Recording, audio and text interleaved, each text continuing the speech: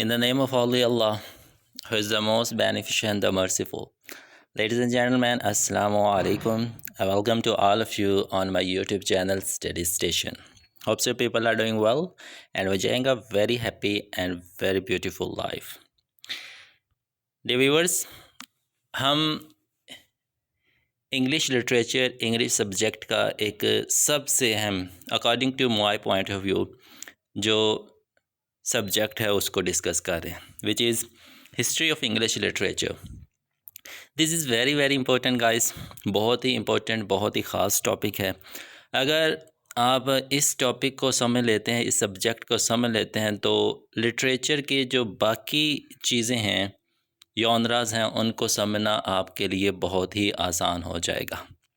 Because in this subject you try to find out, you try to understand the basic thing, the overview of the whole things, जो कि हर semester के अंदर चीज़ें आने वाली होती हैं, वो आप इस सब्जेक्ट के अंदर कवर करते हैं. सो लेट्स डिस्कस के इसके अंदर हम क्या क्या चीज़ें देखेंगे. जी, तो हम क्रोनोलॉजी डिस्कस कर रहे थे. इन आवर फर्स्ट वीडियो हमने डिसाइड किया था कि इसकी क्रोनोलॉजी डिस्कस करेंगे, टाइम लाइन डिस्कस करेंगे फ्रॉम 452 टू प्रेजेंट. जो 1600 साल या 1700 साल का दौर बनता है, हमने उसको डिस्कस करना है. And we have divided that 1600 years into 8 parts. हमने उन 1600 सालों को या 1700 सालों को 8 पार्ट्स के अंदर डिस्कस किया था.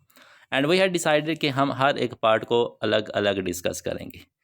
सो it is our second video. First video was about the introduction, and today we are going to discuss our first age, the very important age, the beginning of English language, the beginning of English literature.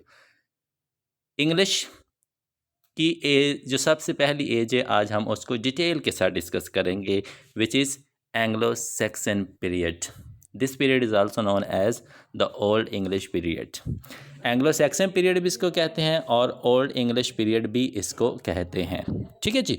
अब बेहतर यह है कि जैसे जैसे slides चलें कि आप उन तमाम स्लाइड्स के ऊपर जो पॉइंट्स लिखे गए हों उनको अच्छे तरीके से नोट करते जाइएगा फॉर बेटर अंडरस्टैंडिंग. और जो कुछ भी आप नोट करेंगे, I hope and I guarantee कि आपके एग्ज़ाम पॉइंट ऑफ व्यू से और आपकी जो फ्यूचर लाइफ होगी, प्रैक्टिकल लाइफ, उसके अंदर भी आपको ये बहुत ज़्यादा काम आएंगी. So let's get started with the first period, the first age of English literature. This period is known as the Anglo Saxon period and as well as old English period. इस पीरियड को Anglo Saxon भी कहते हैं और old English period भी कहते हैं. Guys, basically तो ये पीछे की एक बहुत ही कमाल की हिस्ट्री है, उसके रिलेटेड एक वीडियो अपलोड की हुई है. अगर आप एंग्लो सैक्सन पीरियड को अच्छे तरीके से, बेहतरीन तरीके से, इस वीडियो के अंदर मैं ट्राई करूँगा कि आपको हर एक चीज़ अच्छे से समझ में आ जाए, लेकिन आप इसकी बेस बनाना चाहते हैं तो उस वीडियो को लाजमी देखिएगा. जी, स्टार्ट करते हैं जी हम अपना पहला पीरियड, एंग्लो सैक्सन पीरियड और इंग्लिश पीरियड. और ये स्टार्ट होता है 450 से लेके 1066 तक. जी, तो ये थी जी हमारे पास कुछ स्लाइड्स, इनको हम एक एक करके डिस्कस कर लेते हैं. जी, period of 616 years, Anglo Saxon या old English period. History of English literature या इंग्लिश लिटरेचर का जो सबसे पहला पीरियड है, Anglo Saxon period, old English period. ये जो फैला हुआ है वो 616 साल तक फैला हुआ है. 450 से शुरू होता है और 1066 तक चलता है. और ये टोटल ईयर्स बनते हैं 616. 616 ईयर्स, 616 सालों पे मुश्तमिल है पहला पीरियड, एंग्लो सैक्सन पीरियड. अब इस पीरियड के जो नॉमिनेट चीज़ें हैं उनके अंदर 3 ट्राइब्स आ जाते हैं. बेसिकली 2 ही हैं जिनके नेम के ऊपर ये पीरियड का नाम रखा हुआ है, एंजल्स एंड सैक्सन्स. ये 2 इम्पोर्टेंट ट्राइब्स हैं जिनके नाम के ऊपर एज का नाम रखा हुआ है. इनके साथ एक ट्राइब ज्यूट्स भी था. दीज आर द 3 ट्राइब्स और इनको जर्मन ट्राइब्स भी कहते हैं, एंजल्स, सैक्सन्स एंड ज्यूट्स. ये बेसिकली जर्मन ट्राइब्स थे. इनको किसी किंग ने, ये आपको नीचे नाम नज़र आ रहा होगा, वॉर्टिगन, इसने बुलाया था ब्रिटानिया. ब्रिटेन का, बरतानिया का जो पुराना नाम था उसका नाम ब्रिटानिया था. यहाँ से रोमन चले गए थे और आसपास के कुछ कबीले आते थे इनके ऊपर हमला करने के लिए, ब्रिटानिया के ऊपर। तो ब्रिटानिया का ये जो किंग था वर्टिगन, ये बहुत परेशान था, इसलिए इसने बाहर से कुछ ट्राइब्स मंगाए थे जो कि हैं एंजल्स, सैक्सन और ज्यूट्स के, आप हमको इन ट्राइब से बचाएं जो हमारे ऊपर हमला करते हैं। तो एंजल्स, सैक्सन और ज्यूट्स ये आए, इन्होंने इस किंग को बचाया और ब्रिटानिया के अंदर इन्होंने रहना शुरू कर दिया। ठीक है जी। अब ये जो 3 ट्राइब्स हैं ना, एंजल्स, सैक्सन्स और ज्यूट्स, देवर पैगन्स, ये पैगन थे, काफिर थे। पैगन्स क्या होता है वो देखें। पैगन्स आर द पॉलीथिस्टिक, ये पॉलीथिस्टिक होते हैं। पॉलीथिस्टिक कौन होता है? वो लोग जो एक से ज़्यादा खुदा की इबादत करते हैं। अब ये इबादत किस के करते थे? नेचर बेस्ड गॉड्स, मीन्स के कुदरती जो चीज़ें हैं ना, उनको ये अपना खुदा, अपना देवी या देवता समझते थे। जस्ट लाइक सन, मून, ट्री, रिवर, मीन्स के जितनी भी ये नेचुरल चीज़ें ना, ये समझते थे कि यही उनके गॉड है, ये उनकी पूजा करते थे। इनको पॉलीथिस्टिक कहते हैं। और ये जो 3 ट्राइब्स थे, एंजल, सैक्सन, ज्यूट्स, ये पॉलीथिस्टिक थे, पैगन्स थे। ठीक है जी। ये नीचे वाली पॉइंट आपको समझा दीजिए। King Vortigern call these 3 German tribes, ये जर्मन ट्राइब्स ही हैं। They settle in Britannia. तो जब इन्होंने किंग को बचा लिया तो इनको वो ब्रिटानिया की जो सरजमीन थी ना, वो बहुत अच्छी लगी इन 3 कबीलों को, 3 ट्राइब्स। तो इन्होंने डिसाइड किया कि अब ये यहाँ से कहीं नहीं जाएंगे, they will live here for ever. तो इन्होंने फैसला किया कि वो यहीं पे रहेंगे, वो यहाँ पे रहे और इन्होंने वहाँ पे रूल करना भी शुरू कर दिया। बिफोर मूविंग फॉरवर्ड, अब ये ब्रिटानिया, ब्रिटेन का नक्शा है जी, मैप है जी, इसको देख लीजिए। अब जब ये 3 ट्राइब्स आए, इन्होंने यहाँ पे हुकूमत करना शुरू कर दी, because they were in power. तो जिस तरह ये चाहते थे ये वैसा ही करते थे। अब इन्होंने क्या किया जी, इस पूरे ब्रिटानिया को इन्होंने 7 हिस्सों में डिवाइड कर दिया। And these 7 parts are called the 7 kingdoms of England. England की 7 किंगडम्स कहलाती थी। 3 ट्राइब्स थे, उन्होंने ब्रिटानिया को 7 हिस्सों में डिवाइड किया और इन 7 हिस्सों के नाम आपके सामने। सबसे ऊपर नॉर्थम्ब्रिया, उसके नीचे मर्सिया, साथ में ईस्ट एंगिलिया, फिर आ जाता है जी एसेक्स, फिर कैंट, फिर ससेक्स, फिर वेसेक्स। ये 7 उन्होंने किंगडम्स बनाई थी उन 3 ट्राइब्स ने। और इन 3 ट्राइब्स ने 7 किंगडम्स को आपस में डिवाइड कर लिया, just like the above ones, Northumbria, Mercia और ईस्ट एंग्लिया। ये जो ईस्ट एंग्लिया तक है ना, ऊपर वाले 3 पार्ट्स ये रख लिए थे एंजल्स ने। ठीक है जी, ऊपर वाले 3 पार्ट्स एंजल्स ने रखे। नीचे जो आपको 2 पार्ट्स नज़र आ रहे हैं, एसेक्स, वेसेक्स और सेसेक्स, ये जो 3 पार्ट्स है ये रख लिए थे सैक्सन्स ने, ये उनके नाम से रखे। और जो एक पार्ट आपको नज़र आ रहा है कैंट, ये आया था ज्यूट्स के हिस्से में। अब क्योंकि ये 3 कबीले थे, जो सबसे पावरफुल कबीला था ना, ताकतवर, वो एंजल्स था, जिसकी वजह से ज़्यादा पार्ट ज़मीन के जो हिस्से थे वो उनकी तरफ गए थे। उससे जो थोड़ा कमज़ोर था वो था सैक्सन्स, उनके हिस्से में थोड़ी कम ज़मीन है। और जो सबसे कमज़ोर था वो था ज्यूट्स, उनके हिस्से में सिर्फ एक ही किंगडम आई। तो ये 7 किंगडम से बनी हुई जी, हर एक किंगडम का अपना अपना बादशाह था, हर एक किंगडम को हर अपने अपने हिसाब से वो लेके चल रहे थे। और ये 7 किंगडम्स उन 3 ट्राइब्स के दरमियान डिवाइड थी। अब आगे जी आगे the very important 7 kingdoms called angle lands या एंग्ला लैंड। इन 7 किंगडम्स को उस वक़्त 5वीं 6ठी सदी में क्या कहते थे? एंगल लैंड्स या एंग्ला लैंड। क्यों? क्योंकि आपको बताया था जो इनमें सबसे मशहूर थी, जो सबसे ज़्यादा ताकतवर थी, जो सबसे ज़्यादा ब्रेव थे, वो एंजल्स थे। एंजल्स जो कबीला है वो सबसे ज़्यादा मशहूर था, सबसे ज़्यादा पावर में था। जिस तरह वो चाहते थे वैसा ही होता था। तो उन्होंने उन 7 किंगडम्स को जो बनाया था वो उनको बता दिया, these are the Angle lands, ये एंगल्स की लैंड है, ये हमारी लैंड है। इस वजह से एंगल लैंड से एंगला लैंड भी कह सकते हैं, एंगल लैंड्स भी कह सकते हैं, और इससे फिर बना था इंग्लैंड। वो जो एंजल्स की लैंड है उनको एंगला लैंड कहते हैं और एंगला लैंड से फिर बना था इंग्लैंड। उम्मीद करता हूँ कि यहाँ पे आपको समझ में आ गई कि इंग्लैंड का वजूद किस तरह से हुआ था। अब ये जर्मन से आए थे, जर्मैनिक डायलेक्ट में बात करते थे, लेकिन यहाँ पे आके मिक्स हो गए। कुछ रोमन्स भी यहाँ पे मौजूद थे, कुछ ब्रिटानिया के लोग भी पहले से मौजूद थे, कुछ ये ट्राइब्स आ गए, तो इनकी ज़ुबान अब मिक्स हो गई। तो इन्होंने एक नई ज़ुबान ओरिजिनेट की। कुछ वो वर्ड्स बोलते, कुछ वो कौम के बोलते, कुछ वो कौम के बोलते, मीन्स कि एक न्यू लैंग्वेज फॉर्म हुई थी। उस न्यू लैंग्वेज को इन्हें नाम रखा एंग्लिसिक या एंग्लिश, मीन्स कि उस ट्राइब ने अपने नाम से ही रखा था, जो बाद में आके क्या बनी, इंग्लिश बनी। ठीक है जी। तो उस इंग्लिश को ओल्ड इंग्लिश भी कहते हैं। वो बहुत ही मुश्किल टाइप की थी। जिस तरह फादर को वो फेडर बोलते थे, जस्ट लाइक दिस, मीन्स कि वो जो ओल्ड इंग्लिश है वो बहुत ही अजीब सी लैंग्वेज है। अब ये जो लिखते वक्त जो फॉलो करते थे वो र्यूनिक अल्फ़ाबेट करते थे। र्यूनिक अल्फ़ाबेट आज के दौर में जो रोमन्स अल्फ़ाबेट है ना, उनको र्यूनिक अल्फ़ाबेट कहते। तो ये उस वक्त उन अल्फ़ाबेट्स का यूज़ करते थे ये सारे एंजल्स, सैक्सन्स और ज्यूट्स वगैरह, मीन्स के जितने भी ब्रिटानिया के अंदर लोग रह रहे थे।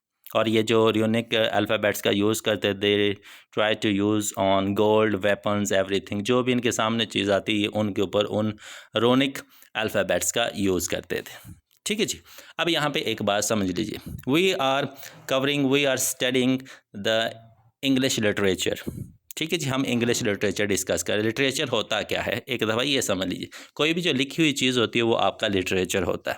इसकी और भी डेफिनेशन है, लेकिन सबसे बेसिक यही है। अब लिखी हुई चीज़ वही होगी जिसकी लैंग्वेज होगी। जब तक कोई चीज़ लैंग्वेज में नहीं आएगी तब तक हम उसको लिख नहीं सकते। अब यहाँ तक आपके पास एक लैंग्वेज आ चुकी है, मीन्स के जो ब्रिटानिया के अंदर ट्राइब्स रह रहे थे उनके पास एक लैंग्वेज आ चुकी थी, और वो लैंग्वेज कौन सी थी, इंग्लिश। अब जब एक लैंग्वेज फॉर्म हो जाती है, एक लैंग्वेज एग्जिस्टेंस के अंदर आ जाती है, उसके बाद लिटरेचर का आगाज़ होता है। इंग्लिश ज़ुबान हमारे पास आ गई, अब आ जाते हैं जी असली कहानी की तरफ, लिटरेचर की तरफ। ठीक है जी। तो जब इंग्लिश आ गई तो लिटरेचर का भी आगाज़ हो गया। बट याद रखिएगा, जो सबसे पहला लिटरेचर आया है वो ऑरल आया था, रिटन फॉर्म के अंदर लिटरेचर नहीं आया था। Beginning of oral literature means के चीज़ों को याद किया जाता था, लिखा नहीं जाता था, सिर्फ याद मेमोराइज़ करके उनको बोला जाता था। यूज़ ऑफ एलिट्रेशन, और याद रखिएगा सबसे जो पहले फिगर ऑफ स्पीच हुआ तो वो एलिट्रेशन ही हुआ था, मीन्स के रेपिटेशन हुई थी बहुत ज़्यादा। एंजल सैक्सन्स ने रेपिटेशन का बहुत ज़्यादा यूज़ किया। ओल्ड इंग्लिश पीरियड के अंदर सबसे ज़्यादा जो यूज़ हुआ वो एलिट्रेशन का ही हुआ है। अब ऑरल लिटरेचर आ गया, एलिट्रेशन आ गई, हमारे पास फॉर्म कौन सी लिटरेचर की सबसे पहले, तो याद रखिएगा लिटरेचर की जो सबसे पहली फॉर्म हमारे पास आती है वो पोइट्री की आती है, शेर व शायरी की आती है। और शेर व शायरी भी ऑरल थी, लिखी हुई नहीं थी। अब शेर व शायरी में हमारे पास दो आती है, एक आता है एपिक और दूसरा आता है रिलीजियस। दो तरह की शायरी हमारे पास आती है, एपिक और रिलीजियस। रिलीजियस तो आप तो समझते जो कि मज़हब, दीन के रिलेटेड चीज़ें होती है उनको रिलीजियस कहते हैं। एपिक क्या होती है, एपिक एक लंबी नज़म होती है, बहुत लंबी नज़म होती है, और उस लंबी नज़म के अंदर कोई करैक्टर होगा, जो वो मेन करैक्टर, लीडिंग करैक्टर होगा, उसके अंदर बहुत ज़्यादा पावर होगी, मीन्स कि वो एक सुपर हीरो होगा, उसके अंदर नेचुरल पावर्स पाई जाएंगी। ठीक है जी, सुपर नेचुरल पावर भी आप कह सकते।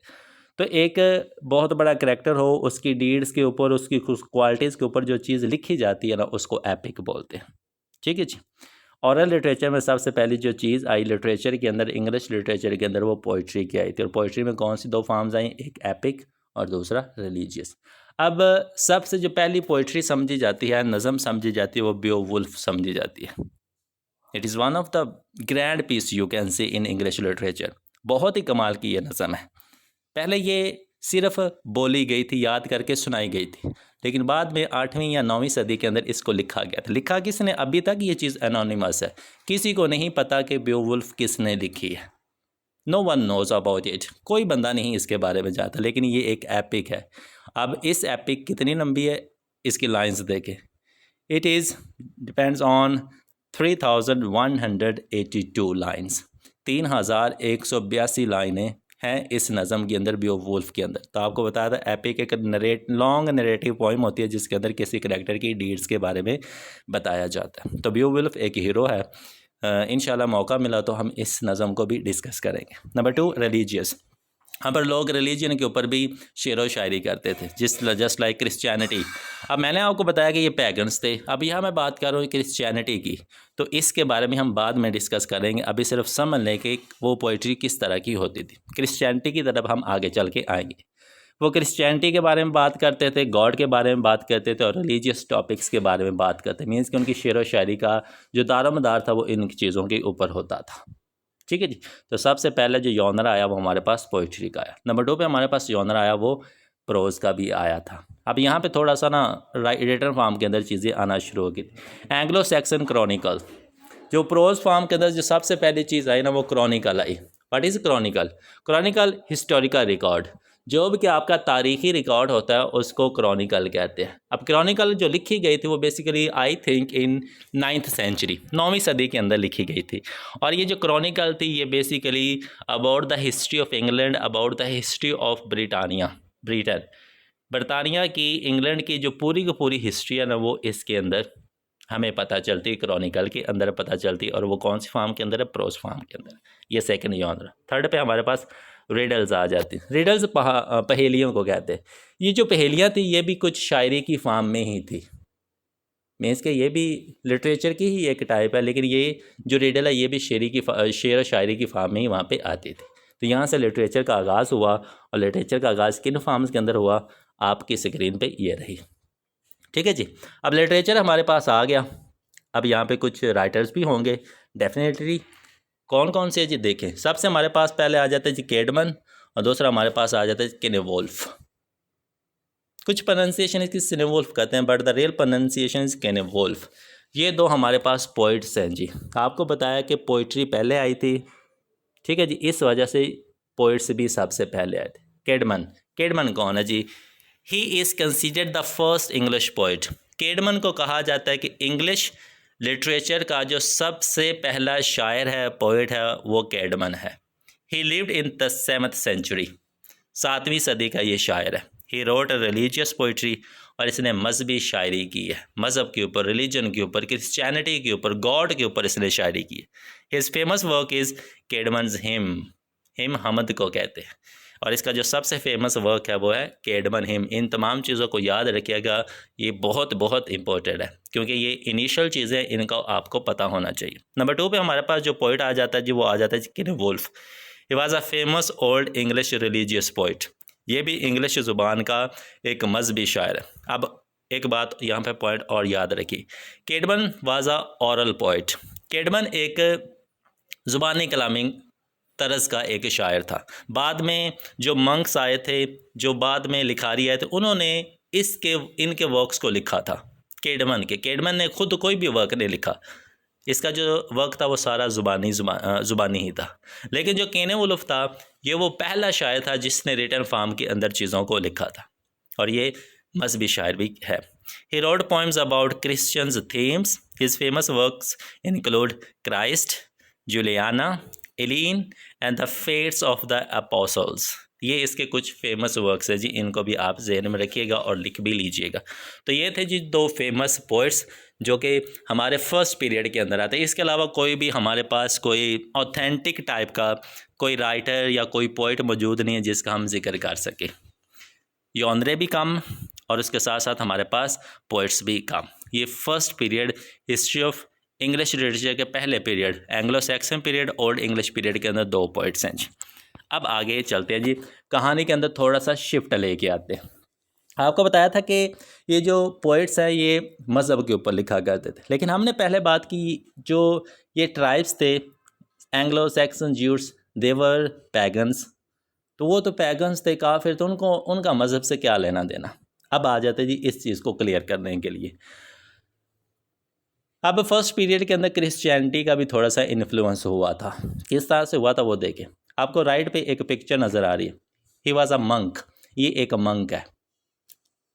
क्रिश्चियनिटी के अंदर कुछ मंक्स होते हैं जो कि चर्च के अंदर काम करते हैं, और ये मंक का काम होता है वो बेसिकली रिटन फॉर्म के अंदर, ये मीन्स कि वो चीज़ों को रिकॉर्ड की सूरत में लिखा करते हैं। ठीक है जी। अब असल कहानी इस पीरियड के अंदर जो क्लाइमैक्स है, पीक है, वो यहीं से शुरू होता है।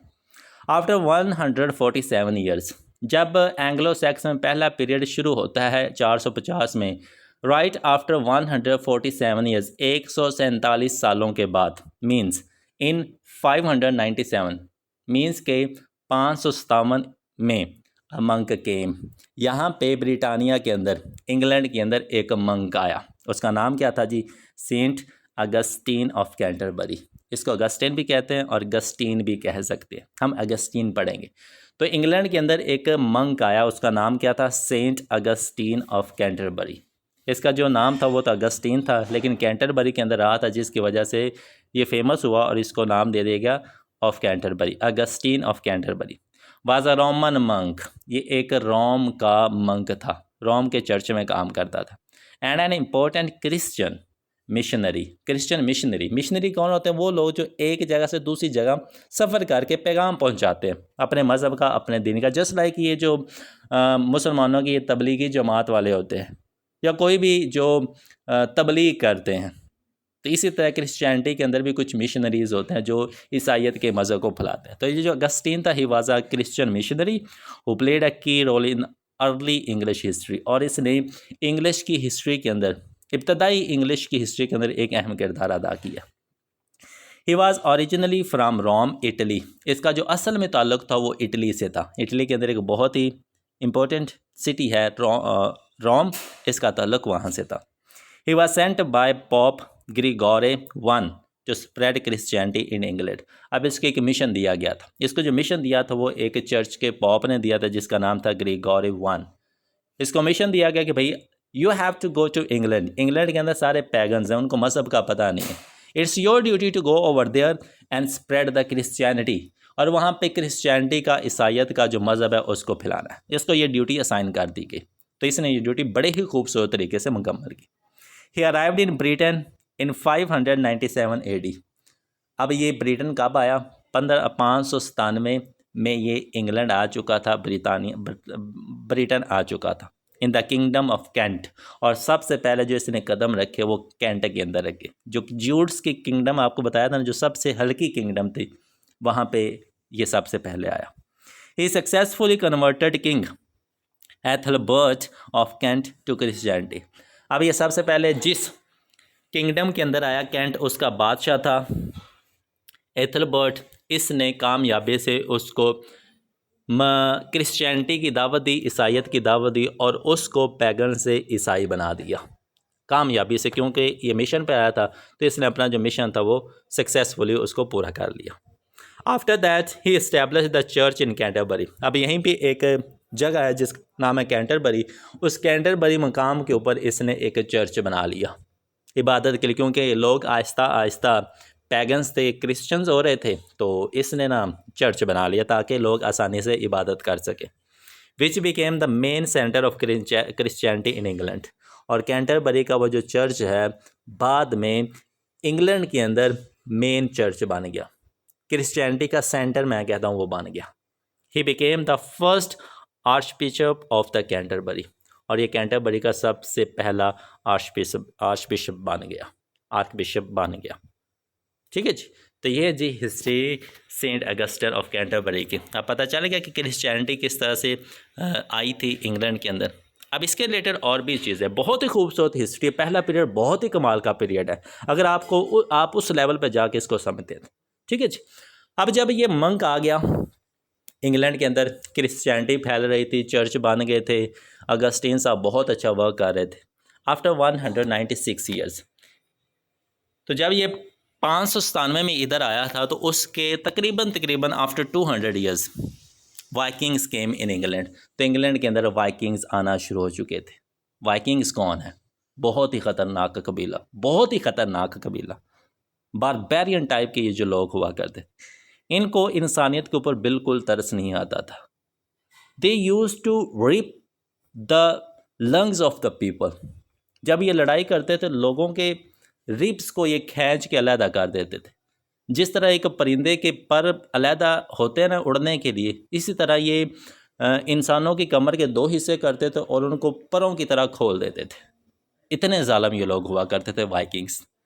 तो ये इंग्लैंड के अंदर आया जी आफ्टर 196 ईयर्स। ठीक है जी। तकरीबन 8वीं सदी के अंदर ये इंग्लैंड आए थे। The Vikings were seafaring people from Scandinavia. अब ये समंदरी लोग हैं, समंदरी कबीला है, मीन्स के समंदर के अंदर सफ़र करते हैं। और ये कहाँ से आए थे? स्कैंडिनेविया से। Scandinavia is the group of 2 or 3 countries just like Norway, Denmark and Sweden. आजकल जो नॉर्वे, डेनमार्क और स्वीडन है ना, ये बेसिकली स्कैंडिनेविया का हिस्सा हुआ करते थे, और जो वाइकिंग्स थे वो वहीं से आए थे, स्कैंडिनेविया से। Who began appearing in European history in the late 8th century, और 8वीं सदी के एंड पे इन्होंने यूरोप के अंदर, मीन्स के इंग्लैंड ब्रिटेन के अंदर आना शुरू कर दिया था। अब क्या हुआ था? फर्स्ट अपीयरेंस, सबसे पहले जो वाइकिंग्स आए थे वो आए थे 793, 793 में आए थे। मीन्स के आप डालें ना वो 196 ईयर्स, मीन्स के मंक के आने के बाद, तो वो बनेगा 793, मीन्स के 8वीं सदी के एंड पे। First major recorded king raid, सबसे जो पहला वाइकिंग्स आए थे उन्होंने रेड की थी वो 793 ईस्वी में की थी इंग्लैंड के अंदर। They attacked the Lindisfarne monastery in England. England के अंदर एक छोटी सी मोनास्ट्री जहाँ पे मंक्स वगैरह बैठ के वो रिकॉर्ड वगैरह में इसके चीज़ों को, दीन के बारे में या हिस्ट्री के बारे में लिखा करते थे, वो मोनास्ट्री होती। तो ये वाइकिंग्स आए, इन्होंने सबसे पहला हमला उस मोनास्ट्री पे ही किया था। इंग्लैंड के एक इलाके के अंदर मोनास्ट्री थी जिसका नाम था लिंडिसफ्रेम फार्म, तो उसके ऊपर इन्होंने पहला हमला कर दिया। जब हमला किया तो लोग उस वक्त काफ़ी ज़्यादा क्रिश्चियन हो चुके थे, वो मोनास्ट्रीज़ को, वो चर्चेज़ को बहुत ज़्यादा, मीन्स के गोल्ड या जो भी चीज़ें थे वो चर्च को बहुत ज़्यादा दिया करते थे। तो इस मोनास्ट्री के अंदर ना बहुत ज़्यादा चीज़ें पड़ी हुई थी। इन्होंने यहाँ पे हमला किया, सारे मंक्स को मार दिया, और जो जो चीज़ें इनको मिली इन्होंने उठा लिया। सोना चांदी हर एक चीज़ जो मिली ना इन्होंने उठा लिया। तो ये बड़े खुश हो गए कि भाई ऐसी रिलीजियस प्लेसेस पे इतना सोना चांदी पड़ा होता है। तो इनके अंदर ना वो जो ईगर थी वो बढ़ चुकी थी।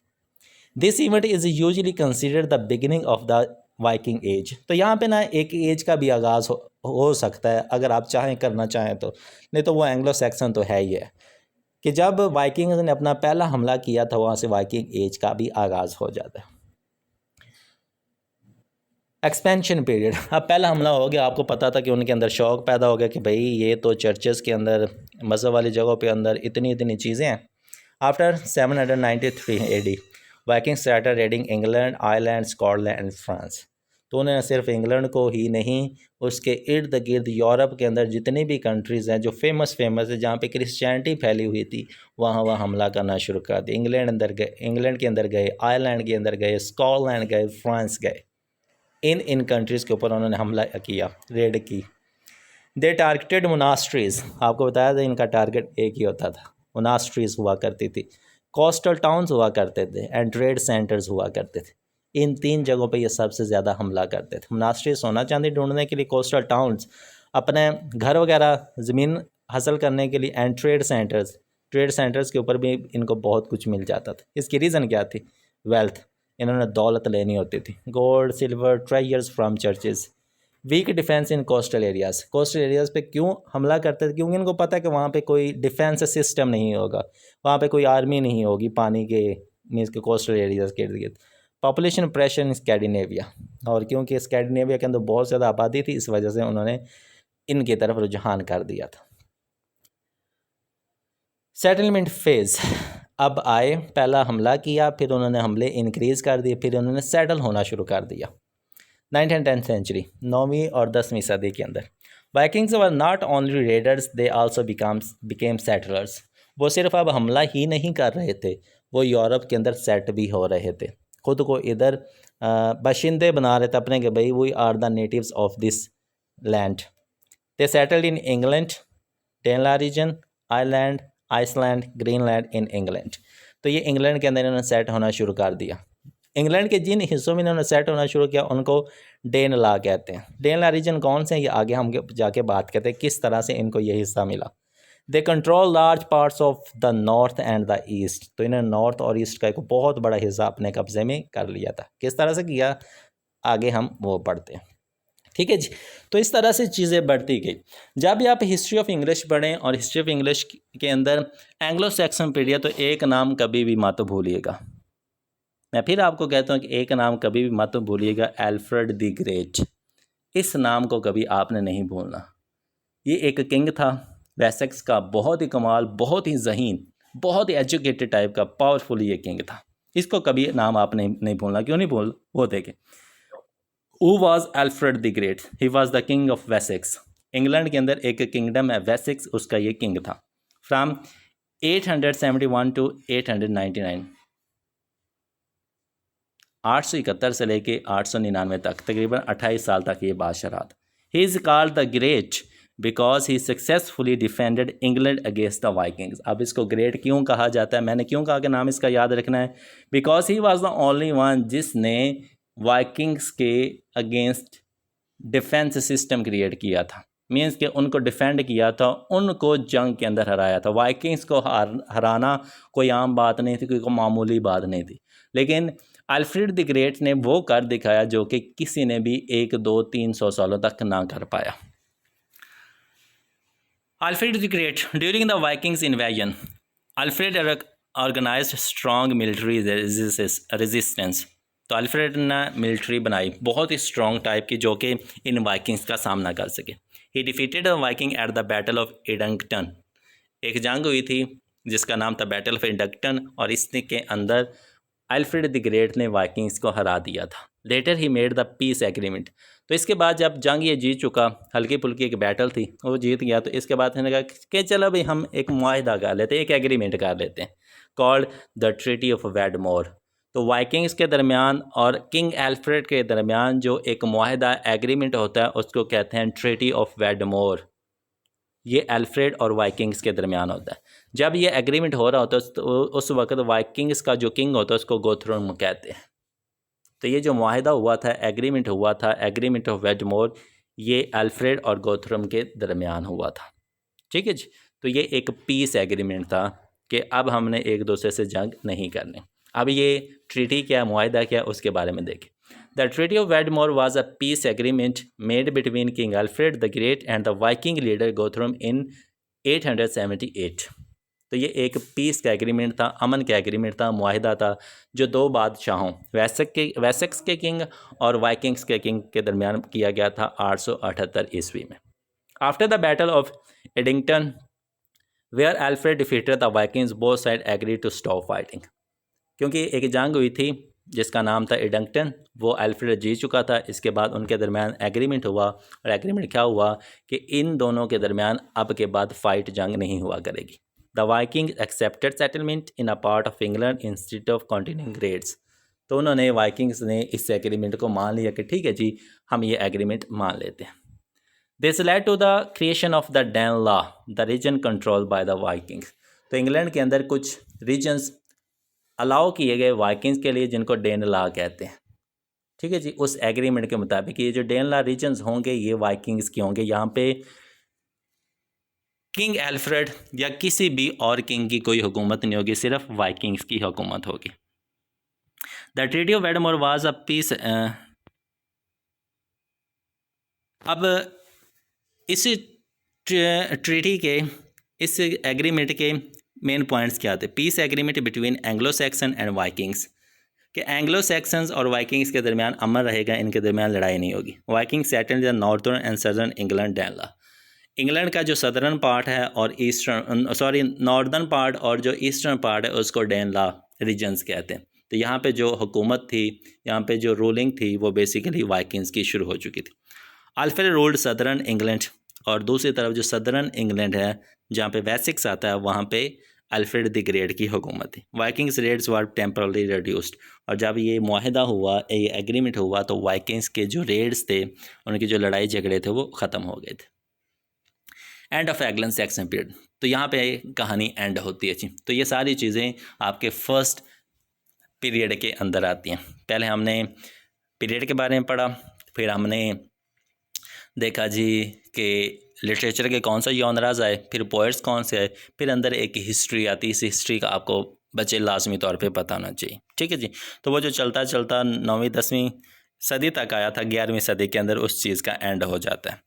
1066 के अंदर जो एंग्लो सैक्सन पीरियड 600 कुछ सालों पे मुश्तमिल है, उसका इख्तिताम हो चुका था। कैसे हुआ देखें। The Anglo Saxon period in England officially ended in 1066।